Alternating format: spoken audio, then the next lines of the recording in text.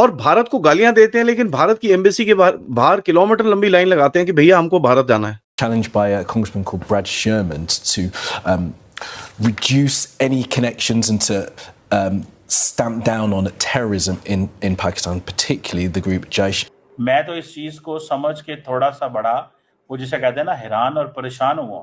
And unfortunately, as our neighbor has refused to talk. India तो ये कह रहा है कि हम तो बात ही नहीं करना चाहते. अमेरिका, इंडिया तो कहता है जी नाम भी ना लो. Terror groups within Pakistan. ये देखें, आज देखें, ये बिलावल भुट्टो जरदारी ने चैटम हाउस में ये बात की है. पाकिस्तान जिस तरह की मैस में गिरफ्तार हो गया है इंटरनल पॉलिटिक्स में, तो जिस तरह की आइसोलेशन में चला गया है रीजनल पॉलिटिक्स में, और जिस तनाई का शिकार हो गया है इंटरनेशनल पॉलिटिक्स में, उसको सामने रखते हुए तो आप पूरे दावे से कह सकते हैं कि पाकिस्तान अपनी स्पेस जो है वो खो चुका है. एक नई नॉर्मल या नई न्यू नॉर्म एस्टेब्लिश हो रही है जिसमें पाकिस्तान के पास रिएक्ट करने के लिए बहुत ज़्यादा स्पेस नहीं है. बिकॉज अगर आज आपकी वाटर अवेलेबिलिटी 13% कम हो गई है तो और चंद महीनों में ये 15% या 20% कम हो जाएगी, फिर ये 23% या 25% कम हो जाएगी. जिसके बाद इंडिया ये कह रहा है कि इसके पीछे 4 लोग मौजूद थे. ISI की ये सारी प्लानिंग थी, ISI ने ये अटैक करवाया और वहाँ पर ये पूछा गया था कि क्या आप हिंदुओं को स्पेशल वहाँ पर टारगेट किया गया. अब भारत के अंदर 334 बिलियनियर्स बन चुके हैं लोग. जून 5 तक की सूरत हाल ये है कि इंडस वाटर सिस्टम के अंदर जो पाकिस्तान को पानी की अवेलेबिलिटी हुई है वो 13% कम है, 13.3% कम है. There is no rehyphenation or hyphenation between both the countries. वो कहते हैं भूल जाएं, ये तो कुछ मुमकिनात में से शामिल ही नहीं है. भारत का ये कहना है कि जबकि जो दहशतगर्दी है वो प्रोड्यूस करने वाला मुल्क ही पाकिस्तान है. जीत की बात की है हम, उनका एक भी जो एजेंट है वो कभी इंटरनेशनल कोर्ट ऑफ जस्टिस में प्रूफ नहीं कर पाए और उन लोगों ने हमारे जो है वो जेलों में डाले हुए हैं. ये क्या मसला है, ये क्या चक्कर है?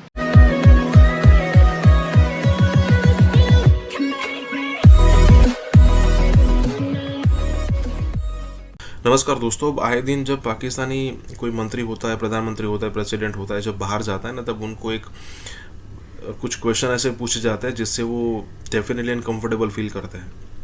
अब देखिए, यहाँ पर बिलावल भुट्टो गया था बाहर US. वहाँ पर उसको कुछ क्वेश्चन पूछे गए कि कब आतंकवाद बंद करोगे. अब उसका सिर्फ और सिर्फ कहना ये होता है कि देखिए भाई, हमारे पड़ोसी ऐसा है, तुम आखिरकार क्या करें, हम अगर तैयार नहीं रहेंगे तो. मतलब एग्जांपल देने के लिए तो बहुत सारे एग्जांपल दिए जा सकते हैं कि आज तक ना ही इंडिया बांग्लादेश हुआ है, ना ही इंडिया नेपाल हुआ है, ना ही इंडिया भूटान हुआ है. अगर चाइना के साथ 62 वाली सिचुएशन हम ना काउंट करें तो उसके बाद वहाँ पर भी शांति है, कोई बड़ी लड़ाई तो हुई नहीं है. तो आखिरकार सिचुएशन ऐसी आपके लिए क्यों है? क्योंकि अगर मान लीजिए पाकिस्तानी आर्मी आज ये अलाइन कर दे कि नहीं, इंडिया आज से हमारा दोस्त है, तो फिर तुरंत पाकिस्तान की जनता ये क्वेश्चन पूछ सकती है कि तो फिर हमें इतनी बड़ी आर्मी रखने की ज़रूरत क्या है? पाकिस्तान के अंदर आर्मी का इतना हवा बनाए रखना क्यों ज़रूरी है? इसी के साथ ही वीडियो शुरू करते हैं. और हाँ दोस्तों, सुपर थैंक्स के ज़रिए हमारी मदद करना ना भूलें. इंडिया तो ये कह रहा है कि हम तो बात ही नहीं करना चाहते. अमेरिका, इंडिया तो कहता है जी नाम भी ना लो. There is no rehyphenation or hyphenation between both the countries. वो कहते हैं भूल जाएं, ये तो कुछ मुमकिनात में से शामिल ही नहीं है.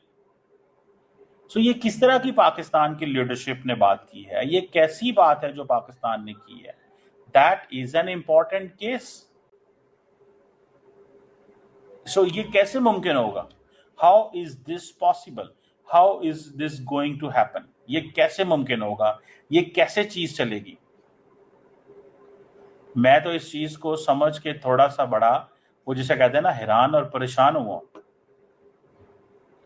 मैं तो बहुत, ये देखें, आज देखें, ये बिलावल भुट्टो जरदारी ने चैटम हाउस में ये बात की है. भारत का ये कहना है कि जबकि जो दहशतगर्दी है वो प्रोड्यूस करने वाला मुल्क ही पाकिस्तान है, तो उसको एंटी टेररिज्म के अंदर शामिल करने की कोई ख़ास वजह. साथ में भारत ये भी कहता है कि पाकिस्तान को कह लें कि जो $1 बिलियन का लोन दिया है अमेरिका ने, वो भी टेररिज्म के लिए ही दिया है कि आप और दहशतगर्दी को फैलाओ. उनका कहना है कि अगर हम लोग बात करें उसामा बिन लादेन की, अजहर मसूद की, उसके बाद दाऊद इब्राहिम इब्राहिम की ऐसे बड़े बड़े जो टेररिस्ट हैं, जो दहशतगर्द हैं भारत के अकॉर्डिंग, वो पाकिस्तान के अंदर से ही मिलते हैं। इनका सफाया, इनका खात्मा करने के लिए जबकि वेस्टर्न को पाकिस्तान का साथ देना चाहिए, लेकिन यही पाकिस्तान का साथ दे रहे हैं और उनको कह रहे हैं कि ठीक है आप इस चीज़ को और प्रमोट करते हुए दिखाई दे रहे हैं। सर, आप क्या कहना चाहते हैं कि जब भी पाकिस्तान का नाम आता है तो दिमाग में पहली बात यही आती है कि पाकिस्तान एक दहशतगर्द मुल्क है और पाकिस्तान दहशतगर्दी के खिलाफ लड़ाई नहीं करता, बल्कि दूसरे मुल्कों में भेजकर दहशतगर्दी को और मजीद फैलाते हैं। जैसे भारत की बात कर लें, उनके पास डिफरेंट टॉपिक्स आ जाते हैं। लाइक अगर अभी पहलगाम की बात करें, वो कहते हैं कि पाकिस्तान इन्वॉल्व था। अगर उड़ी की बात करें, वो कहते हैं पाकिस्तान इन्वॉल्व था। बालाकोट की बात करें, वो कहते हैं पाकिस्तान इन्वॉल्व था।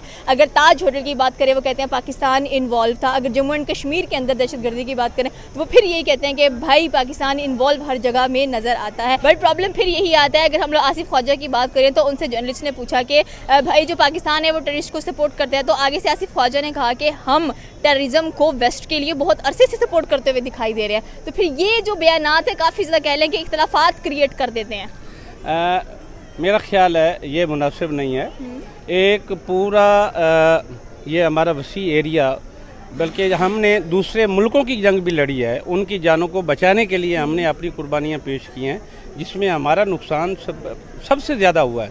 ये इंडिया का शोर करना वो मेरा ख्याल है अच्छा नहीं है। तो फिर भारत हर टाइम क्यों शोर करता रहता है कि अगर कुछ भी भारत में होता है तो पाकिस्तान, पहला इल्ज़ाम पाकिस्तान पर आता है। बट अगर देखा जाए तो अगर हम लोग पुलवामा अटैक की बात करें तो उसमें भी बहुत सारी ऐसी क्लिप्स नज़र आती हैं जहाँ पर हमारे खुद असम्बली के मेंबर्स एक्सेप्ट कर रहे होते हैं भाई कि ठीक है, जो ताज होटल का हमला भी हमने करवा दिया। उसके बाद अभिनंदन जब पाकिस्तान में पकड़े गए 2019 की अगर हम लोग बात करें तो हमारे ही पार्लियामेंट के लोग बता रहे होते हैं कि भाई हमारे आर्मी चीफ की हालत ऐसी हो गई, ये हो गई, वो हो गई। तो फिर इसमें आप क्या कहना चाहते हैं कि पाकिस्तान को लोग क्यों एज ए टेररिस्ट देखते हैं, पाकिस्तान को क्यों एज ए कैंसर देखा जाता है, जबकि जो लोग विजिट करते हैं उनकी राय टोटली बदल जाती है?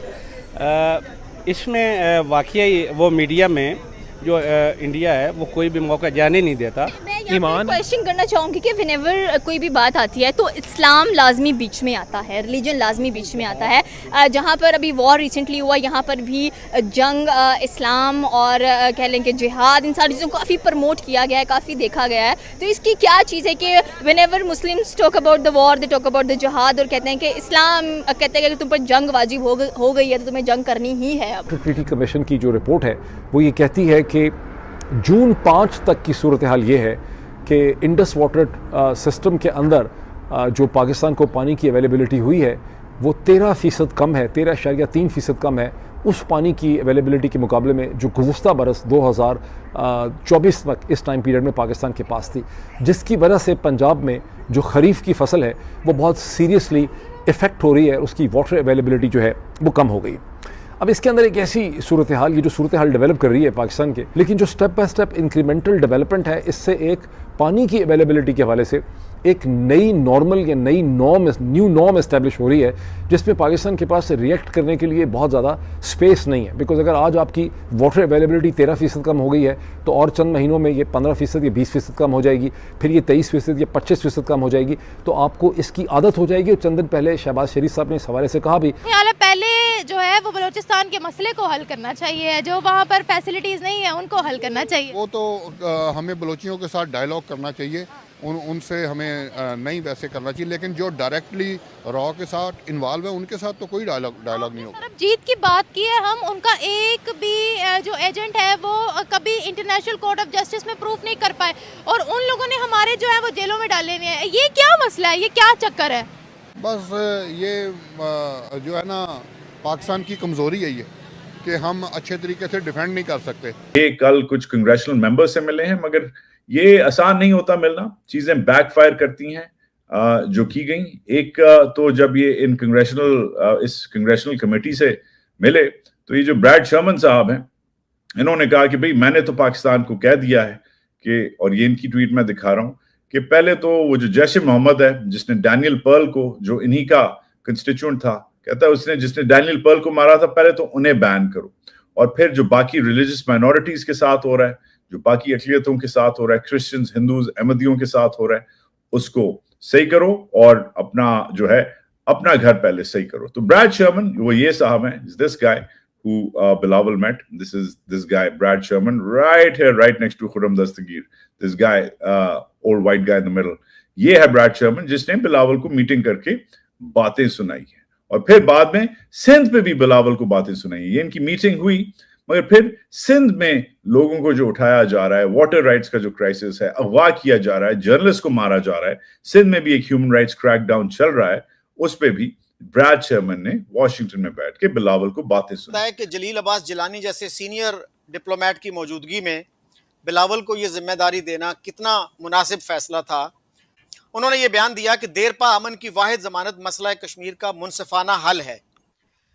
तो बहुत से लोग ये कहते हैं कि he is not a sufficiently serious minded person, और इंडिया में लोग इनको काफ़ी हॉस्टिलिटी से देखते हैं। इस उम्मीद के साथ में कि आज की ये जो हमारी गुफ्तगू है ये भी शायद किसी पॉजिटिव नोट के ऊपर ही ख़त्म होगी, मगर बड़े ही अफसोस के साथ मुझे ये बात कहनी पड़ रही है कि एम्बेसडर साहिबा ये प्रोग्राम में बीच में छोड़ के चली गई। आपने उनसे एक सवाल पूछा था बिलावल भुट्टो जरदारी के मुतालिक, बेहतर होता कि मेरी तरह जो उनसे सवाल पूछा गया था वो सिर्फ उसी सवाल का जवाब देती। तो मैंने जब जवाब देना शुरू किया तो वो प्रोग्राम ही छोड़कर चली गई हैं। बड़ा मुझे अब दुख हो रहा है जी। अच्छा होता अगर वो आती, अगर वो किसी रोज़ फिर से आती हैं, मुझे बेहद खुशी होगी। मैं उनके हर सवाल का जवाब दूंगा और बड़े ही सब्र और तहम्मुल प्यार से दूंगा। वो ना सिर्फ एक मुझसे उम्र में बड़ी हैं, बल्कि उनका ज़िंदगी का जो तजुर्बा है वो भी बहुत बड़ा है। मुझसे ज़्यादा वसी उन्होंने दुनिया देखी है। तो मैं ये चाहूँगा कि उनसे फिर कभी बात हो। बहरहाल उन्होंने जो हिंदुस्तान के हवाले से बात की, मैं एक-एक करके उनके सवालों के जवाब देना चाहूँगा। मैं एम्बेसडर साहिबा को कहूँगा कि प्राइम मिनिस्टर मोदी हिंदुस्तान के इलेक्टेड प्राइम मिनिस्टर हैं। उनको हिंदुस्तान के अवाम ने वोट दे के प्राइम मिनिस्टर बनाया है। अनलाइक पाकिस्तान जहाँ पे ज़्यादातर प्राइम मिनिस्टर सेलेक्टेड होते हैं। नीडलेस टू से कि उनको सेलेक्ट कौन करता है टू स्टार्ट विद। उसके बाद मैं एम्बेसडर साहिबा को ये भी कहूँगा कि वो बार बार ये जो कश्मीर के मुतालिक हिंदुस्तान को ब्लैकमेल करने की उनकी पॉलिसी है कि या तो आप डायलॉग करें हमारे साथ या फिर जो है यहाँ पे आप तैयार रहें दहशतगर्दी के लिए, क्योंकि इनडायरेक्टली यही कहना है कि जब तक मसला कश्मीर का कोई हल नहीं हो जाता तब तक पीस नहीं आ सकती। What do you mean by that? क्या पाकिस्तान कोई जंग करना चाह रहा है हिंदुस्तान के खिलाफ? तो अगर आप जंग नहीं कर रहे हैं तो फिर आप क्या प्रॉक्सी वॉर करना चाह रहे हैं? That seems to be the case because that is precisely what is happening from the last 35-40 years. Pakistan proxy war ही लड़ रहा है जब उससे ये रियलाइज हो गया कि हम कश्मीर को जंग के जरिए नहीं ले सकते, तो दहशतगर्दों की एक फौज हिंदुस्तान के ऊपर जो है भेजी गई है सिंस 1990 ऑनवर्ड्स, या अब ये कहें लेट 80s ऑनवर्ड्स। उन्होंने हिंदुस्तान के ऊपर ये भी इल्ज़ाम लगाया कि जम्मू कश्मीर के अंदर हम वहाँ के जो डेमोग्राफिक्स हैं उनको चेंज करने की कोशिश कर रहे हैं। वेल, अभी तक आर्टिकल 370 को एब्रोगेट किए हुए ऑलमोस्ट 6 इयर्स होने को हैं। अभी तक ऐसा कोई इल्ज़ाम जम्मू कश्मीर की किसी भी सियासी पार्टी ने नहीं लगाया है, including PDP and national conference. इस वक्त जो हुकूमत है वो नेशनल कॉन्फ्रेंस की है, ना कि बीजेपी की। नेशनल कॉन्फ्रेंस को वोट दिया है जम्मू कश्मीर के अवाम ने, ना कि कोई हमने बाहर से कोई वोटर ला के बिठाए हैं। उन्होंने जो है उनको चीफ मिनिस्टर बनाया है उमर अब्दुल्ला साहब को। इनके इल्ज़ाम बिल्कुल बेबुनियाद है। बेहतर होता ये कहती कि जी एक डेमोग्राफी को चेंज करने की कोशिश तो जम्मू कश्मीर में पाकिस्तान ने की है और बड़ा कामयाब भी रहा उसमें। जब लेट 80s और अर्ली 90s में कश्मीर के जो son of the soil Kashmiri pandits जो वहां पे हजारों सालों से आबाद थे, जब उनको कश्मीर से मार के भगाया गया, कितना कन्वीनियंटली पाकिस्तान के लोग इस बात को भूल जाते हैं कि कश्मीर में जो पाकिस्तान ने जिहाद किया, अब गज़वा हिंद को भी पाकिस्तान के नेशनल सिक्योरिटी डॉक्ट्राइन का हिस्सा बना है। दुश्मन तो अखंड भारत को और हिंदू राष्ट्र को अपनी डॉक्ट्राइन का हिस्सा बना चुका है। और उसका नाम है मियर मैसरी। उसने आज अरबिक लैंग्वेज में उसने एक ट्वीट किया है, और उस अरबिक लैंग्वेज की ट्वीट का मतलब क्या है? After Iran's campaign we may seek to dismantle Pakistan's nuclear program. जिसमें वो ईरान के साथ ही पाकिस्तान को गिन रहे हैं कि ये अगला खतरा हो सकता है। मीनवाइल ख्वाजा आसिफ ने अपनी गुफ्तगू में गठजोड़ करार दिया भारत और इजराइल का और अलर्ट किया। It is definitely now a relic of the past. Bharat कई सालों से कह रहा है कि भाई सुधर जाओ, नहीं तो हमें कुछ अन्य करना पड़ेगा, और वो अन्य जो है वो ब्रिक्स के एक्सपेंशन के साथ में अचीव हो रहा है। वो पब्लिकली पूरी दुनिया को ये बता रहा है कि हमने ईरान का न्यूक्लियर प्रोग्राम डिसमेंटल करके उसके बाद हमें अगला काम जो करना है वो ये है कि पाकिस्तान का न्यूक्लियर प्रोग्राम भी डिसमेंटल करना है। The former Iranian general, it's gone viral online, claiming that should Tel Aviv attack Tehran with nuclear weapons, Pakistan would retaliate with a nuclear bomb. सेठ साहब, ये खतरा वाकई है पाकिस्तान को? देखिए, मैंने भी कहा था कि Pakistan will be next after Iran. सब अगर सर के बल खड़े होकर यूनाइटेड नेशंस जनरल असेंबली में कश्मीर कश्मीर की धुन पे गाना बनाएंगे और उस पर नाचेंगे और दुनिया के सामने ब्रॉडकास्ट होगा, फिर क्या उखाड़ लोगे? ये समझाओ जरा मुझे। कौमी असम्बली में मौलाना फजलुर रहमान साहब ने, आमिर डोगर साहब ने और भी कुछ अरकान असम्बली ने इस खदशे का इजहार किया है कि ईरान के बाद इजराइल का अगला निशाना पाकिस्तान हो सकता है। और क्योंकि पाकिस्तान मजहब के नाम पे बना था, इस्लामिक रिपब्लिक ऑफ पाकिस्तान है, तो वो समझते हैं कि ये जो पाकिस्तान का जो न्यूक्लियर प्रोग्राम है, ये जो न्यूक्लियर वेपन्स हैं, ये फिर शायद मुसलमान दुनिया और इधर उधर भी जा सकते हैं। और इन्होंने ये बात की है कि पहला जो है वो ईरान है और दूसरा जो है वो पाकिस्तान है। मगर अब ये जो इजराइल और इंडिया का जो नेक्सस बन चुका है, this has been very worrying for Pakistan.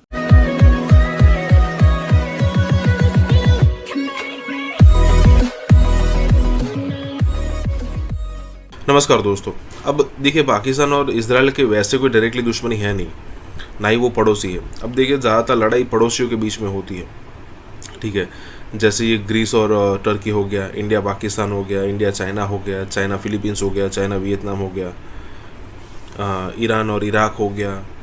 Mostly ऐसा होता है कि दो पड़ोसी कंट्री के अंदर लड़ाई होती है। लेकिन अब पाकिस्तान और इजराइल तो दोनों पड़ोसी है नहीं, बीच में ईरान आ जाता है। और उससे ऊपर चीज़ ये आ रही है कि भाई ना ही कोई ऐसी कोई हिस्ट्री भी है इन दोनों की, लेकिन फिर भी पाकिस्तान कुछ ऐसा बना कर बैठा है। उनके मीडिया में देखो, उनकी हिस्ट्री देखो, तो वही चीज़ चलती रहती है। अब देखिए, अगर मान लीजिए कि इजराइल की तरफ से, हालांकि इजराइल इतना रिएक्ट नहीं करता है, लेकिन अगर मान लीजिए इजराइल की तरफ से एक ट्वीट आता है, तो पूरे के पूरे प्रोग्राम्स बन जाते हैं पाकिस्तान के अंदर कि भाई इजराइल ने ये कर दिया, इजराइल ने वो कह दिया। जैसे एक ट्वीट की यहाँ पर चर्चा हो रही है कि भाई इसके बाद जो पाकिस्तान के पास, ईरान को डिसमेंटल करने के बाद पाकिस्तान के पास जो न्यूक्लियर फैसिलिटी है उसको भी डिस्ट्रॉय किया जाएगा। एक ट्वीट है वो, उस पर अच्छा खासा डिस्कशन हो रहा है। इसी के साथ ही वीडियो शुरू करते हैं। और हाँ दोस्तों, सुपर थैंक्स के जरिए हमारी मदद करना ना भूलें। और इन्होंने ये बात की है कि पहला जो है वो ईरान है और दूसरा जो है वो पाकिस्तान है। जो नेतन्याहू की वीडियो, उन्होंने ऐसा कहा है, ईरान के साथ उन्होंने नाम लिया है पाकिस्तान का कि जी दो इस्लामिस्ट स्टेट्स और हमें जिनसे खतरा है, एक तो ईरान है, दूसरा पाकिस्तान। उस वक्त नेतन्याहू ने ये कहा था कि जो पाकिस्तान है उसको तालिबान क्योंकि बहुत बुरे तरीके से जो है वहाँ पर घुसे हुए हैं और वहाँ पर दहशतगर्दी हो रही है, तो जिस जो इस्लामिक स्टेट हो और उसमें दहशतगर्दों को इतना ज़्यादा अमल दखल हो, तो फिर उसकी ख़तरा होता है कि कहीं उनके हाथों में ना चले जाए। इसलिए हम जो है ये कह रहे हैं तालिबान की वजह से कि ये ख़तरा है। तो कहने का ये है मकसद कि ये वाली बहुत चल रहा है। लेकिन एक बात आप याद रखें कि जब इजराइल ने ये ज़रूर कहा है कि अगर ईरान के साथ मिलकर हमारे खिलाफ कोई कुछ करेगा तो उसको जो है हम नहीं छोड़ेंगे, ये कहा है इजराइल ने। लेकिन ईरान ने भी कहा है कि अगर इजराइल के साथ मिलकर हमारे खिलाफ कोई कुछ करेगा तो उसको भी हम नहीं छोड़ेंगे। तो आप ये देख लें कि आपने किसके साथ मिलकर किसके खिलाफ क्या करना है, या किसी के साथ मिलकर किसी के खिलाफ कुछ नहीं करना है। ये तो बाप पे डिपेंड करता है आपने क्या करना है। और क्योंकि पाकिस्तान मजहब के नाम पे बना था, इस्लामिक रिपब्लिक ऑफ पाकिस्तान है, तो वो समझते हैं कि ये जो पाकिस्तान का जो न्यूक्लियर प्रोग्राम है, ये जो न्यूक्लियर वेपन्स हैं, ये फिर शायद मुसलमान दुनिया और इधर उधर भी जा सकते हैं, जो उस वक्त बात चली थी Islamic bomb and all that. लेकिन इंडिया क्यों हमला करना चाह रहा था? कहा जाता था कि इजराइल ने प्लानिंग की कहूटा के अंदर एक ऑपरेशन ओपेरा जो था वो हुआ था इराक के अंदर, ठीक है जी। उसके बाद इजराइल ने प्लान की कि इजराइल जो है वो कहूटा के अंदर, पाकिस्तान के अंदर हमला कर सकता है, लेकिन वो पूरी रिस्पॉन्सिबिलिटी नहीं लेना चाहते। don't want to take the full responsibility।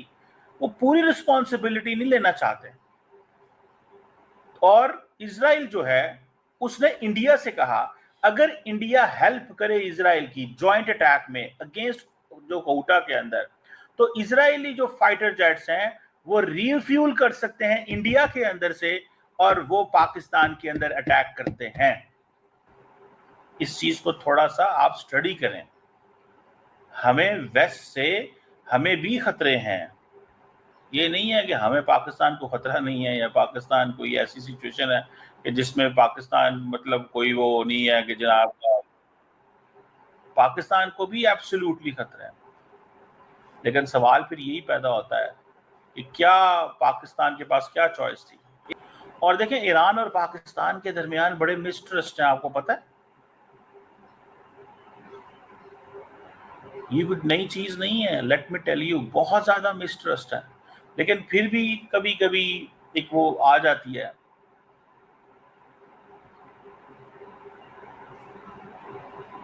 अगर मैं इस पे वो जिसे कहते हैं ना, इस पे थोड़ा कमेंट करूं, तो ये बड़ी इंटरेस्टिंग चीज है।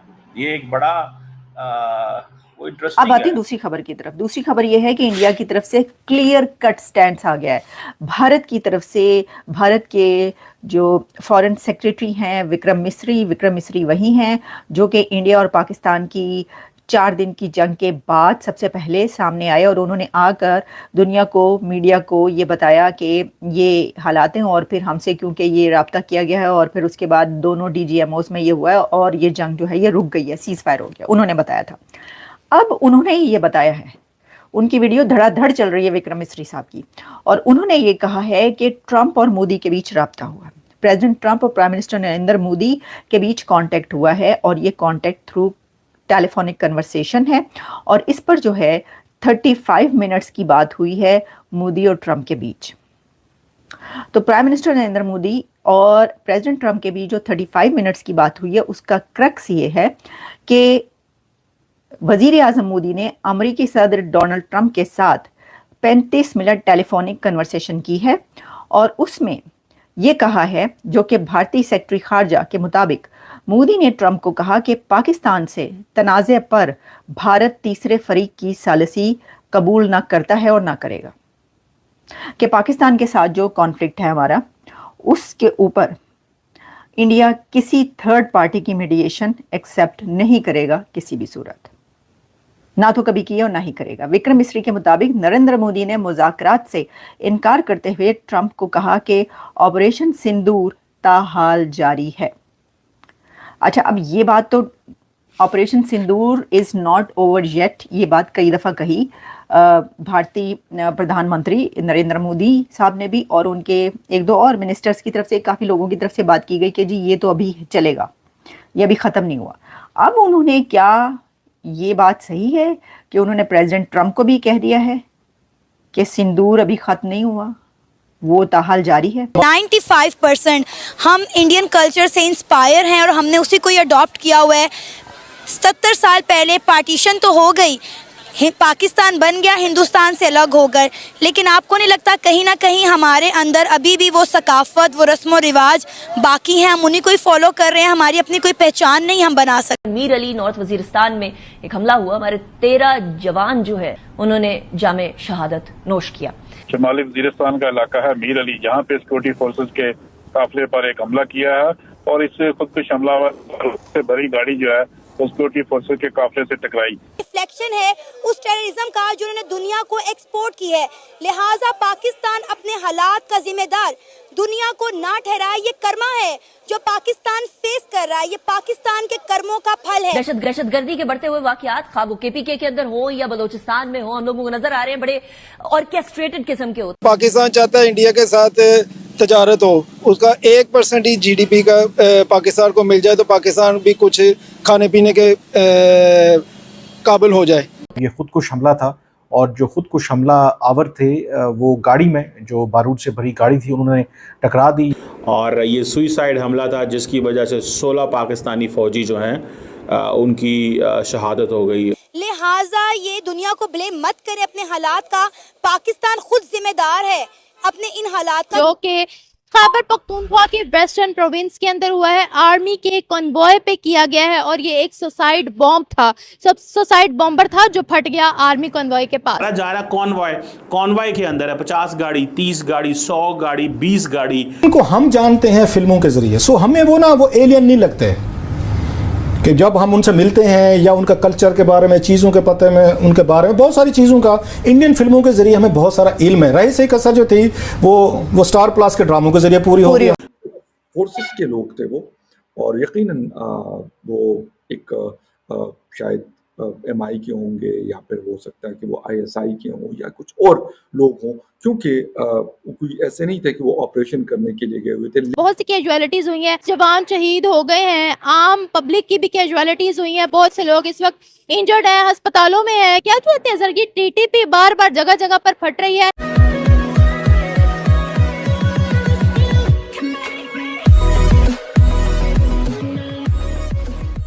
नमस्कार दोस्तों, अब यहाँ पर बात हो रही है कि नॉर्थ वजीरिस्तान मतलब पाकिस्तान का एरिया है, वहाँ पर एक हमला हुआ और उसमें तकरीबन पाकिस्तान कह रहा है कि वो एक आतंकवादी हमला है और उसमें कहा जा रहा है कि 13 से लेकर 20 पाकिस्तानी सैनिक यहाँ पर मारे गए हैं।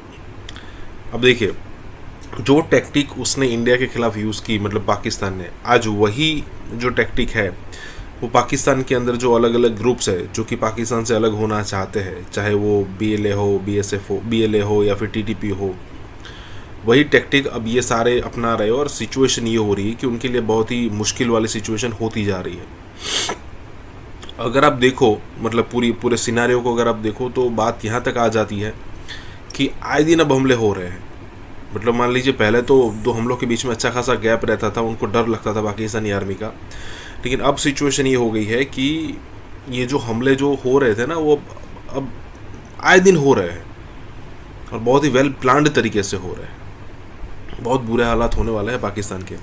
जैसे कि साथ ही वीडियो शुरू करते हैं। और हाँ दोस्तों, सुपर थैंक्स के ज़रिए हमारी मदद करना ना भूलें। दोस्तों, हाफिज़ गुल बहादुर ग्रुप जो है उन्होंने पाकिस्तान की फ़ौज पे आज हमला किया और ये सुइसाइड हमला था जिसकी वजह से 16 पाकिस्तानी फ़ौजी जो हैं उनकी शहादत हो गई। और ये तहरीक तालिबान हो या हाफिज़ गुल बहादुर हो, ये मसरूफ़ थे क्योंकि इनको पता था कि पाकिस्तान की फ़ौज जो है वो मसरूफ़ है, इंडिया से लड़ रही थी, तो इन्होंने बिल्कुल खामोशी इख्तियार की और दाएं बाएं निकल गए और सिचुएशन जो है उसको जांचते हुए समझते हुए उन्होंने ये फ़ैसला किया कि हमें अपनी वो जो मोमेंटम है उसमें थोड़ी सी कमी लेके आनी चाहिए पाकिस्तानी फ़ौज पे हमले करने की। उसकी वजह ये है ताकि पॉज एंड थिंक का मौका मिले, थोड़ा रेस्ट पे चले जाएं, थोड़ी स्ट्रैटेजी बदल लें, तो ये चीज़ें हैं। और दूसरा, अगर ये उस वक़्त पाकिस्तान की फ़ौज पे हमला करते जब इंडिया के साथ लड़ाई हो रही होती तो जारी बात है लोगों के जो सेंटीमेंट्स हैं वो और ख़िलाफ़ होने थे इन दहशतगर्द जमातों के। इनको हम कहते हैं ये फितना खारिज है, ये खारजी हम इन्हें कहते हैं, इस्लामिक टर्म में फितना उल खारजी इन्हें कहा जाता है। और ये जो धमाका हुआ है, मुझे I came to know this very early morning by the way, ये आई थिंक इंसिडेंट हुआ है और ये my friend is posted there, तो उन्होंने मुझे थोड़ी सी इसके बारे में बताई कि ये एक जो शहादतें हुई हैं जिसमें एक सुइसाइड अटैक हुआ है नॉर्थ वज़ीरिस्तान में, बॉम्ब डिस्पोजल जो है एक्टिविटी चल रही थी रोड के ऊपर।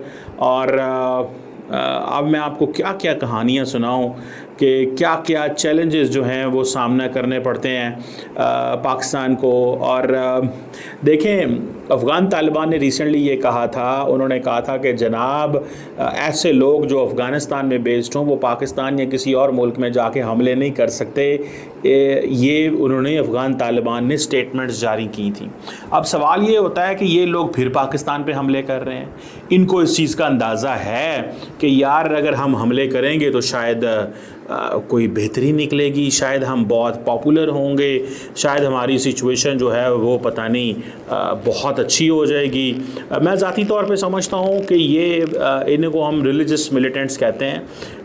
ये आपको पता है 2 किस्म के चैलेंजेस हैं, एक एथनिक मिलिटेंट्स हैं, रिलीजियस मिलिटेंट्स हैं, तो हमें ये दोनों टारगेट कर रहे हैं। बात करेंगे खैबर पख्तूनख्वा में जो सिक्योरिटी सिचुएशन है और ख़ास तौर पे जो वज़ीरिस्तान के हालात चल रहे हैं, फ़ौज के ऊपर हमले हो रहे हैं और एक बहुत बड़ा हमला हुआ है क्योंकि एक पूरी गाड़ी से भरी हुई टकराई गई है और जिसमें अभी तक की इतलात के मुताबिक 13 जो सिक्योरिटी फोर्सेस के लोग हैं वो अपनी जान से गए। ये नॉर्थ वज़ीरिस्तान में क्योंकि ये कॉन्वॉय जा रहा था और मीर अली का इलाका था वहाँ से फिर उसके बाद ये खबर भी आ रही कि जी फ़ौज ने कार्रवाई की है जिसमें 14 जो लोग हैं टेररिस्ट हैं वो हलाक हुए हैं। अब साथ में ये भी बताया जा रहा है कि जी आम लोग जो हैं उनकी भी वो ज़ख्मी हुए हैं, लेकिन कुछ लोग की जाने की भी इतलात है जो आम लोग थे। अब सूरत-ए-हाल बड़ी अजीब किस्म की है, समझ से बाहर है कि एक तरफ ड्रोन हमले हो रहे हैं, उसमें आम लोग निशाना बन रहे हैं, फिर दूसरी तरफ इस तरीके का जो ये वाला उसमें था मीर अली में हुआ है नॉर्थ वज़ीरिस्तान में, और सुबह मतलब तकरीबन नून में खबर मिली थी कि जी ये हमला हुआ है और अभी खबरें आ रही कि इसमें 13 लोग, लेकिन शायद इससे ज़्यादा लोग की जाने गई हों क्योंकि एक्सप्लोजिव जब गाड़ी में वो भर के लेके आते हैं तो वो मतलब जिसे कहते हैं ना 100 ऑफ केजीज़ के हिसाब से वो लोग करते हैं और इसलिए करते हैं कि यार ज़्यादा से ज़्यादा वो नुकसान पहुंचा सके सिक्योरिटी फोर्सेस को। तो एक तो ये है कि मतलब ये सिचुएशन चल रही है। अब समझ से बाहर ये चीज़ है कि ड्रोन अटैक्स हो रही हैं, उसके हवाले से भी कोई क्लैरिटी नहीं है। आम लोगों की जाने जा रही है और एक आम लोगों में एक तो डर और खौफ है, लेकिन एक जो दिलों के अंदर या जिस तरीके से एक फ्रस्ट्रेशन नज़र आ रही है, मुख्तलिफ धरने भी दिए जा रहे हैं, मुख्तलिफ प्रोटेस्ट भी हो रहे हैं। इसके हवाले से कोई कुछ भी नहीं बोल रहा कि यार इसका क्या करना है। दूसरी बात कि अगर किसी इलाके में कोई ऐसा इंसिडेंट हो जाता है, अभी रिसेंटली साउथ वज़ीरिस्तान में हुआ जिसमें फ़ौज के एक मेजर और उसके साथ बाकी 5 लोग थे, उनकी जानें गई थी। मतलब ये ज़्यादा से ज़्यादा 4-5 दिन पुरानी बात है। अच्छा 3 दिन पहले मर्दान का इलाका है बाबूज़ई, वहाँ पर टीटीपी की प्रेजेंस सुनने में आ रही है कि वहाँ पे मौजूद है। अब वहाँ पर जो लोग अपने फोर्सेस के लोग थे वो, और यकीनन वो एक शायद एमआई के होंगे या फिर हो सकता है कि वो आईएसआई के हों या कुछ और लोग हों, क्योंकि कोई ऐसे नहीं थे कि वो ऑपरेशन करने के लिए गए हुए